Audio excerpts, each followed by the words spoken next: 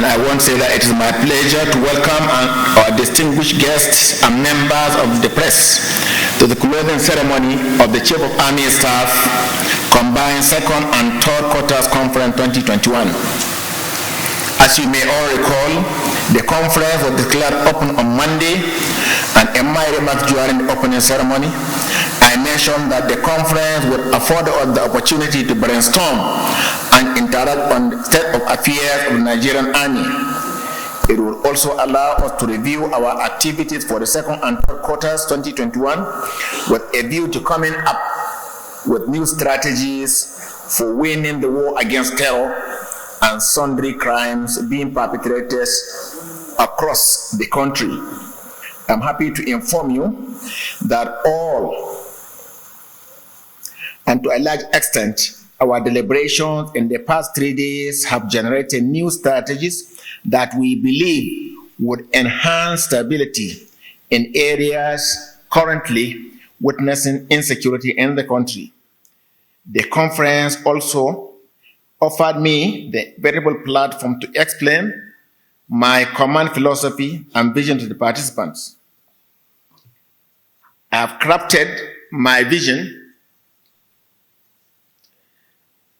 as to have a professional Nigerian Army ready to accomplish assigned missions within a joint environment in defense of Nigeria. I believe that with diligent implementation of the decisions taken during this conference, in line with my vision, the Nigerian Army will end the year 2021 on a higher and successful note. Let me also reiterate that we must return to the tenets of basic soldiering, adhere strictly to the customs, tradition, and ethics of the Nigerian Army, and uphold regimentation, as well as in place transparent sanctions and reward system as we seek to develop competencies to undertake our constitutional duties. In doing so, we must remain determined to change the tides of events. I want to remind formation and unit commanders on the need to ensure adequate security of their bases, barracks, and cantonment. Commanders will be held responsible for any security breach. The importance of leadership cannot be overemphasized, especially in the military. This is aptly captured in the lecture we had on day one of the conference. It is the responsibility of a leader to develop and earn the trust of his subordinates. Trust built on good character is the bedrock for effective leadership, which is geared towards achieving results. Therefore, commanders at all levels must provide quality and good leadership while imbibing the core values of the Nigerian Army. Commanders must also ensure that they remain selfless, build and earn the respect and confidence of their subordinates in order to lead effectively. I have directed that leadership training modules be developed and utilized in all our training institutions to enhance the career and performance of all Nigerian Army personnel. In the conduct of our operations, commanders must ensure that their troops maintain a state of constant alertness and vigilance at all times to avoid any surprise attack by the adversary. It's also the task of commanders to take care of the resources and logistics put at their disposal for the conduct of operation towards achieving results.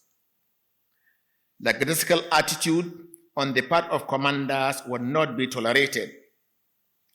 Like I've always said, failure is failure, irrespective of the circumstances. To that end, I have directed the appropriate departments to come up with modalities for the evaluation of the performance of commanders in the course of their command.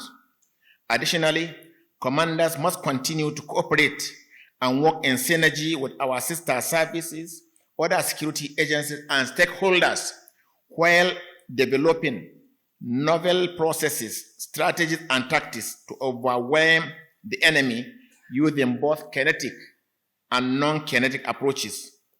Commanders must be proactive in the conduct of their operations.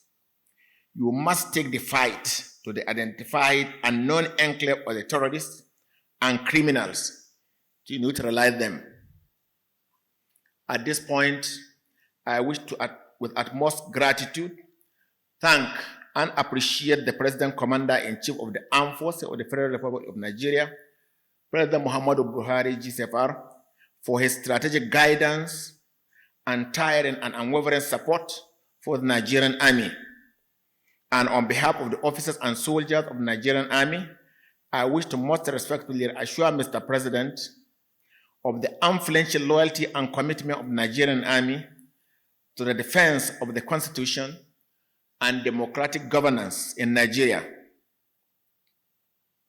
I seek the understanding and support of all Nigerians to enable us serve the nations as expected. I assure Nigerians that in days ahead, there shall be more visible signs of improved security across the country. I would like to seize this opportunity to advise those fueling the crisis being witnessed across the country to desist from their unpatriotic act, as we remain committed to ensure peace returns to every part of the country in no distant future. Nigerian Army, within the ambit of the rule of law, will talk to the terrorists, bandits, kidnappers, and other perpetrators of violence in the language they understand, while ensuring that all peace-loving citizens of the country go about their legitimate businesses and live their life without fear or intimidation. Now, to the participants, I commend you all for your thought-provoking and frank contributions during the conference, which had led to far-reaching decisions. I charge you all to raise the bar in the conduct of your operations and aim for success. I also implore you to exhibit good conduct, effective leadership, and mentorship in your various commands, and pay particular attention to the welfare of your personnel as well as their families. Let me also at this point emphasize on the need to observe human rights in our different areas of responsibilities when being decisive in dealing with perpetrators of violent crimes that undermine national security of the country.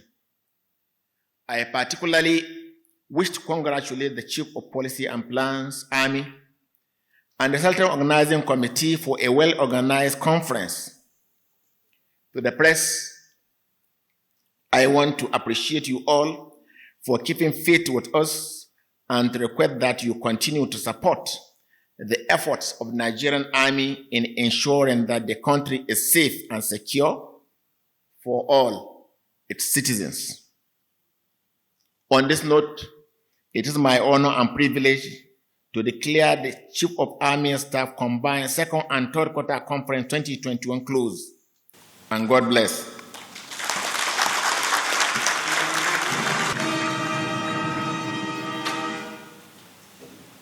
Very senior officers, distinguished participants, ladies and gentlemen, that was the closing remarks of the Chief of